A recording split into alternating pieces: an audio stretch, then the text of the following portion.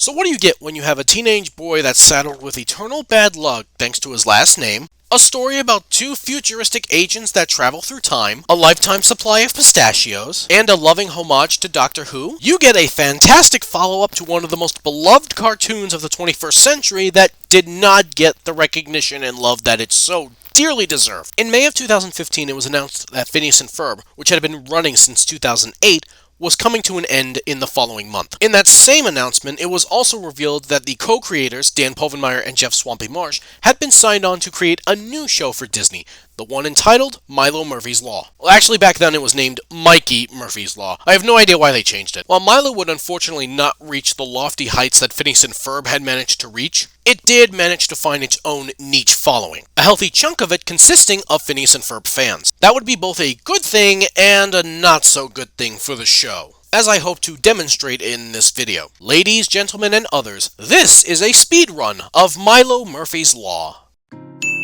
The show stars the titular character, Milo Murphy, who is a descendant of Edward A. Murphy Jr., the namesake of Murphy's Law, which states anything that can go wrong will go wrong. And the show explores that idea on steroids. Things going wrong? How about the kid's life being put in danger literally every single episode? Right off the bat, what makes Milo cool is not really his character, but his voice actor. He is voiced by the one and only Weird Al Yankovic. And it's in this realization that you remember that Weird Al never had a single guest appearance on Phineas and Ferb, and that, my friends, is a war crime, punishable by stepping on their toes. Weird Al brings a fantastic energy to the show, and he is a great voice actor in his own right. It's just a fantastic performance and energy all around that really helps Milo come to life. His supporting cast include his best friend Melissa Chase, voiced by Sabrina Carpenter, the new kid in town Zach Underwood, voiced by Mackay Curtis, his father Martin, who is voiced by Diedrich Bader, his mother Bridget, who's voiced by Pamela Adlon, and I'm not even kidding, his sister Sarah, who's voiced by Kate Micucci, his crush and later girlfriend Amanda Lopez, who's voiced by Chrissy Fitt, his one-sided rival Bradley Nicholson, who's voiced by Vincent Martella, friend Mort, who's voiced by Greg Sipe, other friend Chad, who's voiced by Django Marsh, that's Jeff Swampy Marsh's son, by the way, the paranoid crossing guard named Elliot, who's voiced by Christian Slater.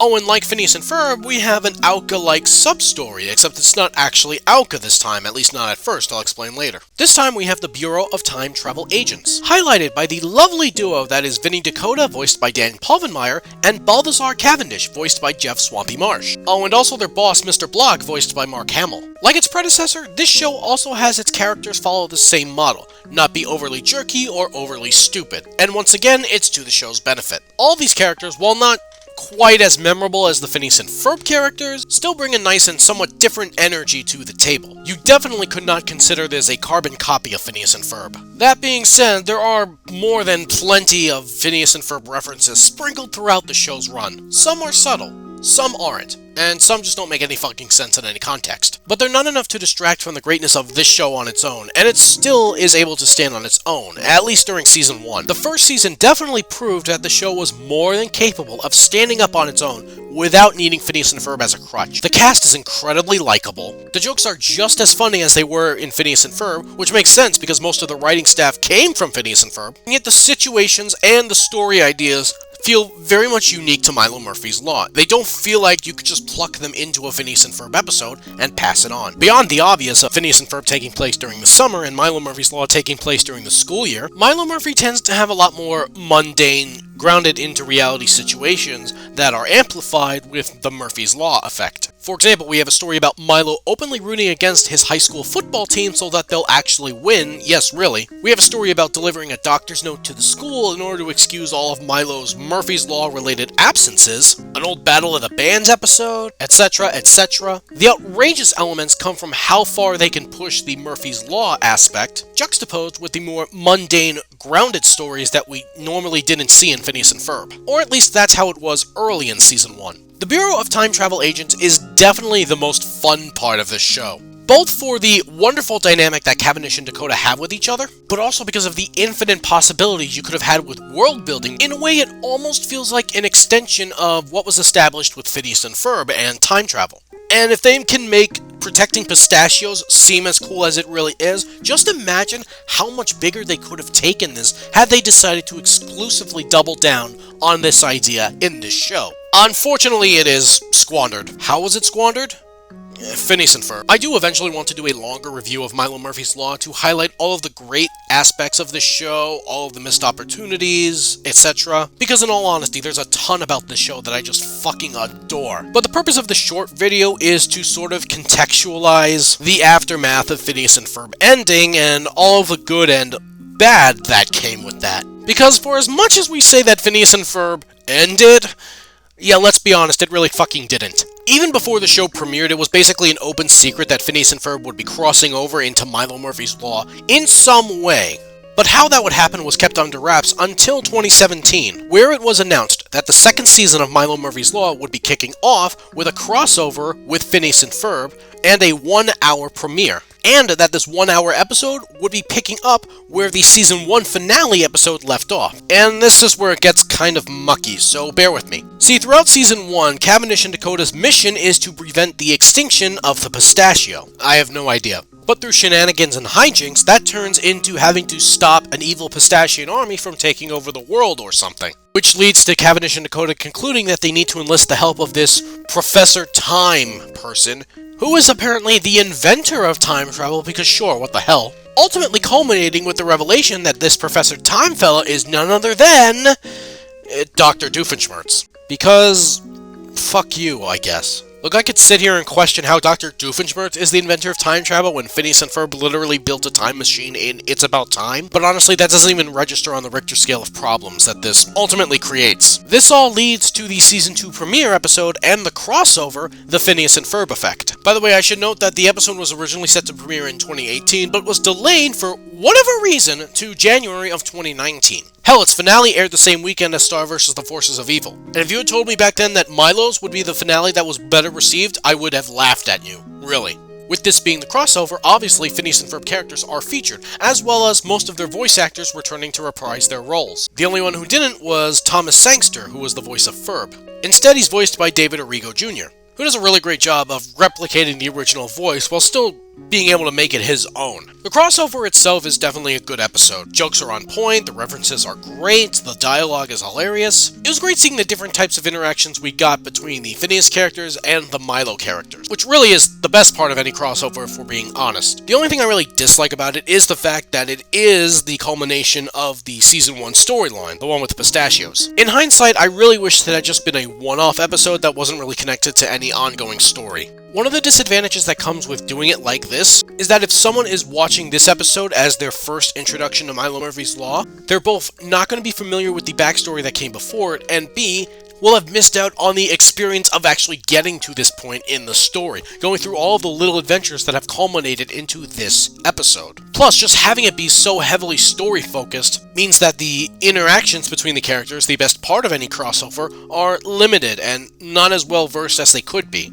But it is a great experience, and I do have a blast watching it, and it is great to see the Phineas and Ferb characters one final time. Except this won't actually be the final time, and in this show. See, spoilers! But the Phineas and Ferb effect ends with Dr. Doofenshmirtz's home, Doofenshmirtz Evil Incorporated, being destroyed, which results in him needing to crash with the Murphys on their couch while it's rebuilt. That's right, as of Season 2, Dr. Doofenshmirtz, a Phineas and Ferb character, is now a recurring character on Milo Murphy's Law. Although with as much screen time as he ends up getting, he might as well be considered a main character. As the crossover episode would show, Dr. Doofenshmirtz does indeed grow up to be the famed Professor Time, the inventor of all time travel, which means his life ultimately ends up being a rousing success despite all the turmoil he's gone through in his life. I'll get to my thoughts on that idea in general in a bit, but the main thing to keep in mind is that Dr. Doofenshmirtz's journey to becoming Professor Time becomes a major ongoing story arc throughout Season 2. And it's no pun intended either, although I should note that Major Monogram, Carl, and Perry the Platypus all also have a few recurring roles in Season 2. Meanwhile, for Milo, his friends, and Cavendish and Dakota, the theme for them in Season 2 is Alien. A group of aliens, and no, not any of Meep's people, which itself is a missed opportunity in my opinion, seek out Milo on Earth and eventually abduct him, with the hopes that he'll help them restore order to their world, or something along those lines. Honestly, I tend to get confused sometimes what the hell they were actually trying to do. And while the alien storyline gets a lot of attention throughout the season, and to be fair, most of the attention, it's the Doofenshmirtz stuff in this season that gets way more attention than honestly it should have, I think. First off, I will say this. When it comes to Doofenshmirtz being a good guy and actually exploring a storyline with him being good, I would prefer what they did in this season with Professor Time than what Phineas and Ferb tried to do with the Alka Files. I found the Professor Time stuff to be more interesting and engrossing than anything with the Alka Files. Hell, Perry the Platypus and Doofenshmirtz end up actually in an argument because Doof accuses Perry of not having any faith in him. So really, for most of the season, they're estranged from each other. It's actually pretty wild to watch. So I have no qualms with the story they decided to go with. The problem is that this is Milo Murphy's Law, not the Doofenshmirtz show. The Professor Time storyline honestly took up way more time in Season 2 than it had any business taking up. It really felt like in Season 2, Milo Murphy was leaning heavily on Phineas and Ferb and their characters as a crutch, as compared to Season 1, where it really didn't feel like the case, outside of the occasional out-of-place reference. It also doesn't help that the Phineas and Ferb involvement post-crossover is limited to the Alka character. We don't get a cameo or even a mention of Phineas, Ferb, Isabella, Baljeet, Buford, Irving, Candace. Oh, but Norm and Vanessa can get cameos. It's that more than anything that bugs the hell out of me. Now, none of this is to say that Milo Season 2 is bad. Far from it, actually. A lot of what we get in Season 2 is still fantastic work. The jokes are still on point, the dialogue is still hilarious, the characters are all wonderful. I still love Doofenshmirtz in every second that he's on screen. My problem is that he just shouldn't be on screen in this show. I suspect heavily that Dan and Swampy were just desperate to continue the Doof Good storyline any way they could. It's very much obvious at this point that they were not finished making Phineas and Ferb when the show originally ended, but it's also well known as to why they couldn't. Disney was waiting on the merch sales, which meant they had to let all of their crew go, and if they wanted to continue the show, they had to hire new people, which they just did not want to do. Understandably so. Thus, Phineas ended and Milo was born. It's just unfortunate that things turned out the way that they did. Purely on its own merits, Milo Murphy's Law is a wonderful, hilarious, enjoyable show. In terms of writing style, humor, the characters, it feels very much in the same vein as Phineas and Ferb, but in the best way. With the way it juxtaposes the mundane situations Milo and his friends go through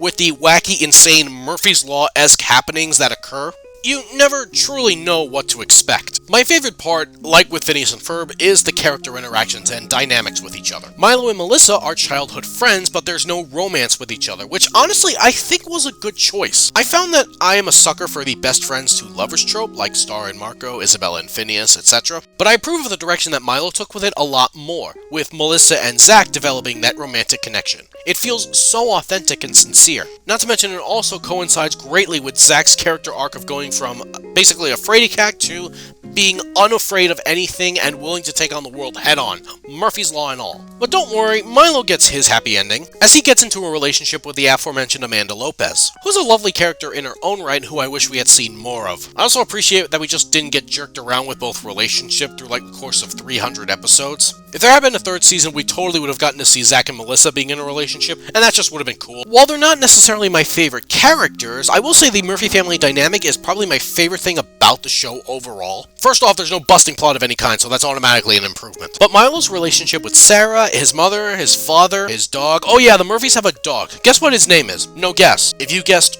dog, well, congratulations, you're technically wrong. It's actually D-O-G. D.O.G. D.O.G. is perfect and must be protected at all costs, especially because he always tends to wander to wherever Milo is at any given time and has to be told to go back home. Yeah, he's basically a walking plot device, but I'll give it a pass. It's a dog. And while my objections to Doofenshmirtz being so heavily focused in this season are basically moral, I will say it was really nice to see Doofenshmirtz and the Murphy family adopt the found family dynamic. He's an honorary Murphy, and honestly that was really sweet. Even if I feel like he took up way too much screen time in Season 2 from the actual Milo Murphy's characters, I am really glad that we at least had this moment for him and his character journey. And honestly, it kind of fucking pisses me off that it's probably going to be either retconned or just flat out ignored with the new Phineas revival episodes, but that's a story for another time. While the Murphys have my favorite character dynamics, I will say that Balthazar, Cavendish, and Vinny Dakota are my favorite characters from Milo Murphy's Law, by a country mile. Their back and forth banter with each other, coupled with their own setting and their own storylines, they're phenomenal. I totally would watch a spin-off series comprising just of those two guys. And while I do morally object to their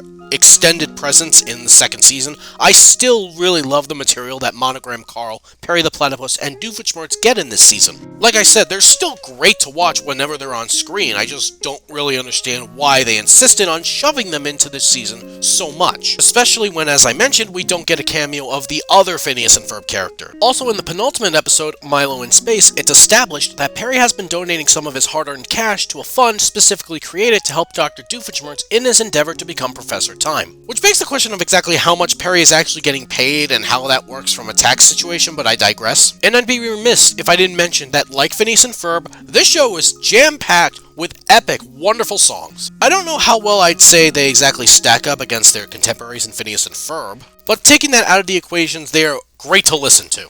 It just goes to show that Dan and Swampy, in terms of songwriting, did not lose a single step from Phineas and Ferb. If there was one singular word that I would use to describe this show when trying to recommend it to someone, it would be heart. Like Phineas, Milo Murphy's Law has a lot of heart to it. Like with Phineas, there are no jerks and no idiots in this show. The closest you could probably say is the crossing guard Elliot, who's just paranoid being around Milo because Milo literally brings a truckload of Murphy's Law with him. But I wouldn't call him a jerk, and he's definitely my favorite side character of the show. But if there's one scene out there that really exemplifies this show's strength, its heart, it would be this one. Just in case. Nope. Much better. Call me a corny bastard as many times as you'd like, but I'm standing by this. This is my favorite scene of the entire show. Bar none. I know that Sarah and Milo have a odd dynamic contrast with Phineas and Ferb and Candace, but I love that despite Milo being a walking time bomb, she still fully supports and loves him from the bottom of her heart. I really love that, and I love that there's no strain between the two of them. I recognize that doing it like this probably limits the possibilities for conflicts that the show could come up with, but honestly, I'm just sick and tired of dysfunctional, intense family dynamics that we tend to see sometimes. That's not to say that the Phineas and Ferb and Candace dynamic was necessarily unhealthy, but compared to that, the Milo and Sarah stuff is a huge breath of fresh air. Now, just off the top of my head, if I had to pick a favorite episode of the show, it would probably be the Season 2 episode, First Impressions. In that episode, we get to see the first meeting between Milo and Melissa, and it's as precious as you could imagine. We get to see how Cavendish and Dakota became a team with the Bureau of Time Travel Agents. Oh, and I guess Doofenshmirtz kind of retells the story of how he figured out that Perry was his nemesis or something. I really don't care. Phineas and Ferb did that part better, and honestly, the other two stories are a lot more interesting and engrossing. I'm kind of hit or miss when it comes to seeing younger versions of characters we've come to love, but honestly, it worked perfect here. First of all, Milo and Melissa are fucking adorable. Secondly, they're not babies, they're not really even toddlers, they're little kids. I think it works the best that it could here. Also, young Sarah for the win. And of course, it's nice to see Dakota prove his heroic nature to Cavendish in their first meeting. He may not be a rule follower and his brain may not always be in the right place, but his heart is, and frankly, that's enough for me. I really do want to revisit this series in a longer form video essay. Despite my mixed feelings on the Phineas and Ferb Doofenshmirtz stuff, this show really is wonderful. It really isn't quite like anything that's come before it, or really anything that's come after it. And it's honestly a tragedy that the show only got 2 seasons. I think perhaps Disney and maybe Dan or Swampy expected that this show would be able to take off the way Phineas and Ferb did, but if we're being completely honest, Phineas and Ferb was lightning in a bottle. Even with the huge promotional push that they did for Phineas, there was no guarantee that it was going to be well received by the audience. I hope that someday we get to see Milo and his friends again. Whether it's a new season of Milo Murphy's Law, appearances here and there in the new Phineas episodes, or even Hamster and Gretel, I would take anything to see all of these people again. But I'll go more into what I really want or think we'll get when I get to the end of my Phineas and Ferb retrospective. And on that note, join me next time when I analyze the heck out of Season 4. All of the good and all of the middling that we got. And also Candace Against the Universe as well, because where the hell else would I put it?